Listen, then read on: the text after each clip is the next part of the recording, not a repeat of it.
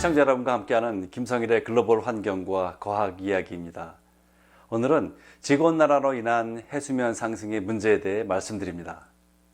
첫 번째 이야기는 바다에 떠있는 도시 혹은 국가에 대한 구상입니다. 이어서 캘리포니아주의 해안선 부동산 매입 아이디어입니다. 21세기 말 수천만 명의 미국 해안가에 아름다운 주택이나 건물의 소유주들은 통째로 옮기거나 아니면 포기하시오라는 무시무시한 정부의 권고장을 받게 될 것이라고 합니다. Scientific American 2020년 12월호 기사입니다. 이 기사는 그래서 꼭 상상 속에 아틀란티스 같은 바다 위에 떠있는 도시의 가능성을 타진하고 있습니다. 바닷가가 아니면 못 살겠다는 사람들을 위해서 특정 국가의 영유권이 없는 공해상의 도시를 건설한다는 겁니다. 샌프란시스코에 있는 공해연구소 시스테딩 인스티튜트에 따르면 해상 부유 도시가 기후 피난처가 될 수 있다고 주장합니다. 공상 과학 영화에나 나올 수 있는 구상입니다. 해상 모듈식 플랫폼 위에 지어진 현대식 주택이 건설될 수 있는데 일부는 다리로 육지와 연결될 수도 있습니다. 여의치 않을 경우에 독립적인 국가의 형태로 바다 한가운데 건설될 수도 있습니다. 위 연구소에 따르면 지구 지표면의 거의 절반은 어떤 국가도 소유가 아닌 공해이며 많은 연안 국가들의 영해에서 건설 사업을 법제화할 수 있다고 주장합니다. 독립국가 깃발을 달고 유람선을 개조해 바다를 점령할지도 모릅니다. 어떤 사업자는 해상 화물선이나 바지선 위에 아파트 단지를 만들 수도 있습니다. 기후 위험이 일상화되어 있는 이들에겐 피난처가 될 겁니다. 깨끗한 물은 무한대의 해수에서 얻습니다. 담수화 기술로 충분한 물이 공급됩니다. 에너지도 걱정하지 않으셔도 됩니다. 풍력과 태양광 에너지도 역시 무한대입니다. 먹거리 걱정되시나요? 식량은 양식업, 그리고 수경재배, 그리고 또 옥상 정원에서 충당합니다. 나머지는 물론 육지에서 운송해 받아야 하겠지요. 어떠세요? 워터월드 생각나시나요? 케빈 코스트너가 출연한 1995년 종말론 영화 말씀입니다. 해수면 상승이 현실화되는 것을 원하지는 않지만 그럴 경우 가장 먼저 떠오르는 이미지입니다. 최근 루이지애나에 본부를 둔 해양 지역사회 건설에 집중하고 있는 조직인 딥블루 연구소, 딥블루 인스티튜트의 공동 설립자인 델라오는 세계에서 가장 빠르게 사라지고 있는 해안선 중의 하나인 루이지애나 동남부에 주택, 기업, 공원, 마리나와 같은 부유식 구조물을 건설함으로써 기후재앙에 대안을 제시할 수 있다고 확신하고 있습니다. 떠다니는 도시의 현장은 당연히 네덜란드입니다. 지난 500년을 그렇게 버티고 있으니까요. 네덜란드 서부의 절반 정도가 해수면 아래에 있습니다. 인구 110만 명의 수도 암스테르담은 북해 해수면 2m 아래에 있습니다. 우리에겐 별로 알려지지 않았지만 암스테르담 주변에 지난 20년간 개발 중인 부유식 주택단지가 있습니다. 현재는 120여 채의 부유식 주택이 건설되고 있는데요. 완전히 개발되면 18,000개의 주택에 45,000명이 거주한다고 합니다. 보스턴, 뉴욕, 마이애미, 휴스턴, 뉴올리안즈 같은 해수면 상승의 위협을 받고 있는 미국의 도시들에서는 대응 전략이 있긴 한가요? 미국의 대응 전략은 상당 부분이 해안선을 보호하고 주택의 지반을 높이고 해안선을 후퇴시키고 옹벽을 쌓는 등에 초점을 맞춰왔습니다.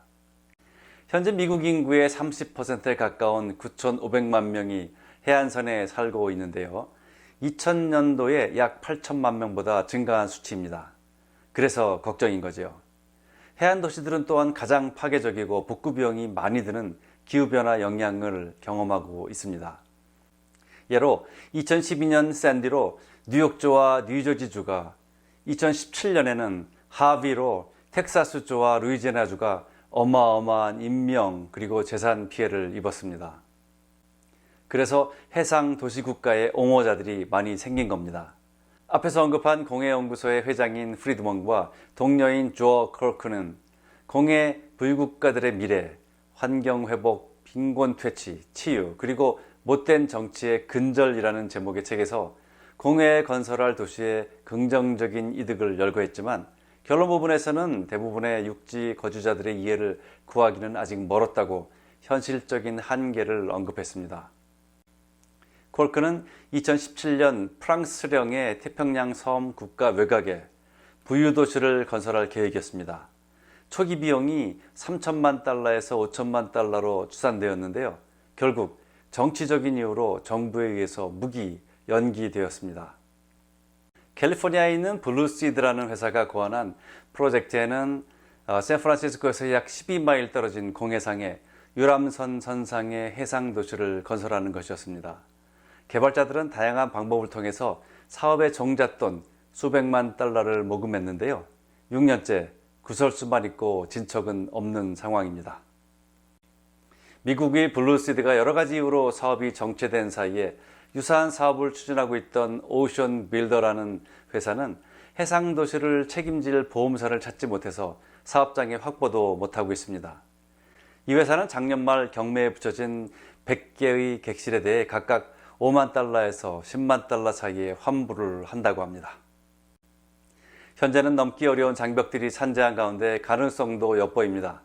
지금 루이지애나주가 해안선 복구에만 수십억 달러, 즉 수조 원을 지출하고 있는 것을 보면 해상 도시의 가능성이 계속 커지는 겁니다.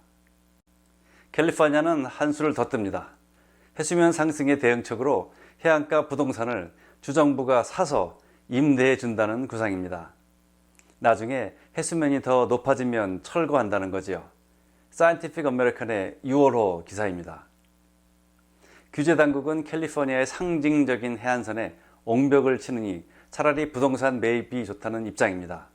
옹벽은 상대적으로 쉬운 대안이지만 생태 훼손의 문제 그리고 지속적인 해안 파괴의 이유로 논란의 대상입니다.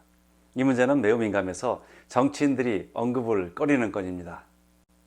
민주당 소속의 주의원 벤 앨런은 취약주택 구입을 위한 대출기금을 조성하는 법안을 발의한다고 합니다. 이 기금은 지방정부에 저리로 대출을 하고요. 그 돈으로 지방정부가 해안가 주택을 구입하라는 겁니다. 강제 매각을 강요하는 것은 아닙니다. 그러니 팔고 싶은 사람들만 정부에 파는 거죠. 그러나 해안가 주택은 가격이 보통이 아닙니다. 어떻게 지방정부가 대출금 상환 비용을 감당할 수 있을지 걱정입니다.